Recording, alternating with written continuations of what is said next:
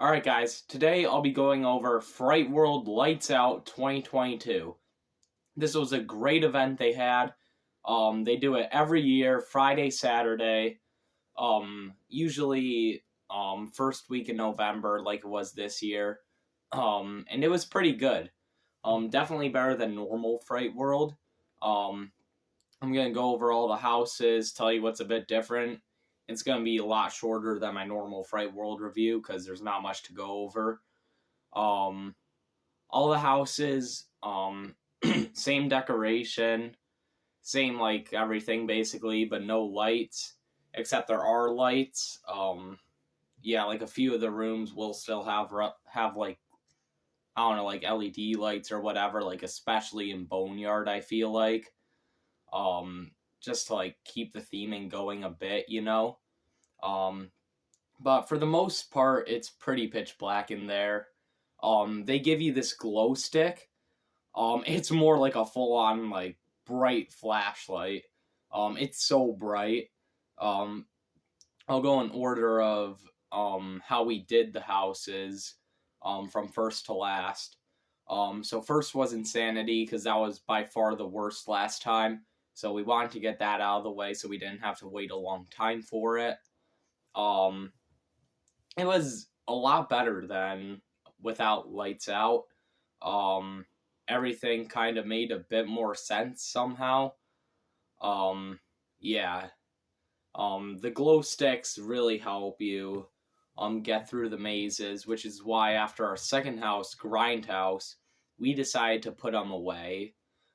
Which makes your experience here a lot longer and makes a lot of people like pass you by.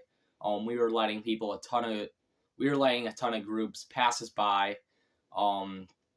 Yeah, so just be warned if you want to put your glow sticks away like us, you're going to be a lot slower. Which is fine by us because it made it better, but yeah. Grindhouse, I honestly almost liked Insanity more, but like I don't know. I'll take Grindhouse slightly over Insanity, but for me it goes Insanity 5, Grindhouse 4, and then we moved on to Night Stalkers. This was my second least favorite during the normal haunt, but in Lights Out this was my second favorite. This was so good. With the lights out, all the effects were working. Scare actors were really good. And again, maybe it's because we turned our flashlights off. Or not really off, we just put them in our pocket. But me and Chase got a lot of good scares in there. That was a great house, Night Stalkers. Now, the third best house, Carnival Boneyard, was up next. It was fine. It was good for sure. Again, a lot more light in this one than the others. I feel like, except Insanity because there's like a lot of fog or whatever. But yeah, this one had a lot of light. You still have your same fun scenes. Yeah, there's not much to talk about here. And then we get to Asylum. Oh my god, this one was incredible. Not really the set so much. I mean, the sets never really impressed me here. But the actors were so good in Asylum. Oh my god, definitely like the best actors in the place were like all in Asylum. They were so good. Yeah, just Asylum was so fun because of those actors. Some of them were even like playing with us because like we didn't have our glow sticks. But yeah, that just made them scare us better. So like that was really cool. So yeah, Asylum 1, Night Stalkers 2, Carnival Boneyard 3, Grindhouse 4, Insanity 5. Lines, they're disgusting. We were waiting like an hour for Carnival Boneyard and Asylum at the end. That's not good. I don't know if it was quite that. It might have been for Asylum, but Carnival Boneyard, I don't think it was quite that, but it was long. Like you wouldn't want to be waiting in those lines. Let me just tell you that. Yeah, and for the length of the houses, like, I mean, they're fine. Like, Night Stalkers is pretty long.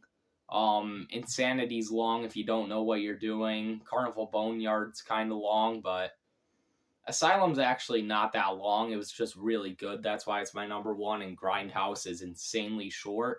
It's like what you're getting for what you're waiting. I don't know.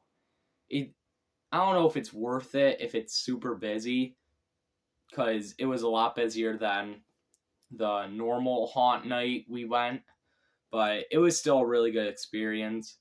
I definitely recommend if you're in Western New York. Would I travel like from Pennsylvania, like Hershey or anything like that? Like, yeah, no. Don't come out like from Hershey or Philadelphia or anything for this haunt. Um, but yeah, it's definitely a good experience. Will I do it again next year? Maybe. I've also got Grizzlies right by. They don't do lights out, but still, that's cool. So like I don't know if I do lights out next year. I guess it would depend on how good Frightworld, the normal haunt, is next year. But yeah, those are kind of my thoughts on lights out. Overall, I'd give it probably 8 out of 10 compared to like other haunts I've done. Like obviously Grizzlies is 10 out of 10 by far. If you know my opinion on that place, but yeah, this is definitely the second best haunt I've done still. It's really fun. But kind of coming off of Grizzlies, it's tough to beat. But yeah, those are my thoughts on Frightworld Lights Out 2022. Let me know what you guys thought of this down in the comments below if you went. Make sure to like and subscribe, and I'll see you guys next time.